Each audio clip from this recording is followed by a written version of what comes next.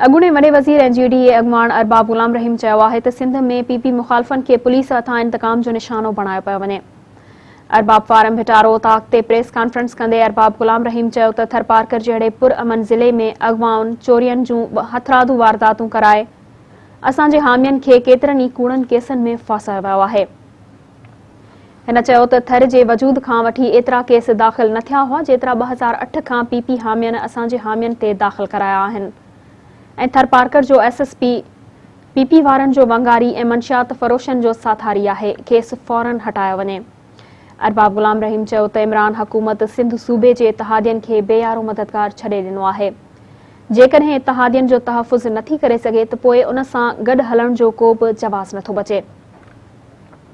हिन वधीक चयो त इमरान हुकूमत सां इतिहादी हुजण जे नाते शिकायतूं करण जो हक़ रखूं था। शिकायतनि जो अज़ालो न थियो त ईंदड़ हिकमत अमली ते गौर वीचार कंदासीं।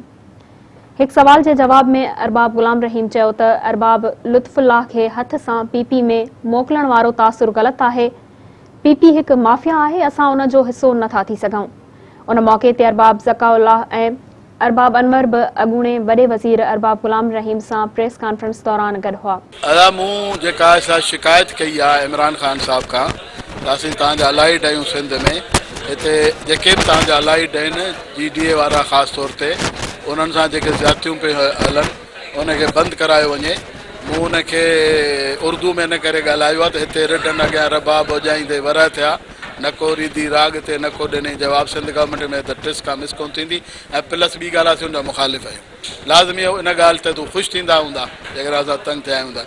बाक़ी असां फेडरल गवर्नमेंट खे मैसेज ॾिनो आहे त हाणे तव्हां कुझु कयो ऐं 2 साल 3 साल थी विया आहिनि, अधु टेनवर खां मथे टेनवर गुज़री वियो आहे, इन खां पोइ कॾहिं जाॻंदो तव्हां। सो उन्हनि खे मैसेज ॾिनो आहे। इहा ॻाल्हि जो सिंध में अभी हो रहा है, ख़ास तौर पे जो पुलिस गर्दी और जो पुलिस स्टेट बनी हुई है सिंध, झूठी FIR मैं ये आपको दिखा सकता हूँ। वैसे भी जब से पीपल्स पार्टी गवर्नमेंट आई है उस वक्त से थरपारकर का, जब से थरपारकर ज़मीन पे पैदा हुआ है हज़रत आदम अलैहिस्सलाम के ज़माने से अब तक शायद इतनी FIR नहीं निकली होंगी जब से ये 2008 से लेके ये 12 सालों में थरपारकर में हुकूमत सिर्फ ये FIRों पे चलती है, या करप्शन पे चलती है या FIRों पे चलती है। मगर रूरल में नहीं दिया, हमें दिया, हम GDA वाले हैं, उनके अलाइड हैं तो अलाइज का ख्याल कौन करेगा? फेडरल गवर्नमेंट ही करेगी। हम पीपल्स पार्टी को तो नहीं कहेंगे कि आप हमारा ख्याल, वो तो हमारे, हाँ ये है कि अगर हम पीपल्स पार्टी ज्वाइन कर लें फिर कहेंगे ठीक है, फिर तो जो मर्जी है, खुले खाओ नंगे नाओ। और उधर जो दूसरा अलायंस बना हुआ अपोजिशन का, तो फिर ऑप्शन तो वही है और तो कोई भी नहीं है।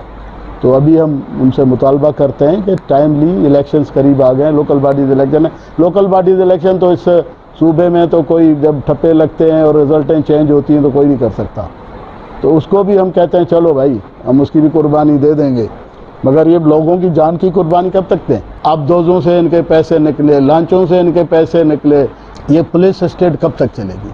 क्या सिंध सूबा टेकन एज ग्रांटेड कोई पट्टे पे दे दिया है इनको कि हमेशा ये हुक्मरानी करेंगे और इसी तरह से हुक्मरानी करेंगे? आप देखें, मैं तो इमरान खान साहब से भी मुखातिब हूँ कि इमरान खान साहब हम आपके अलाइड हैं।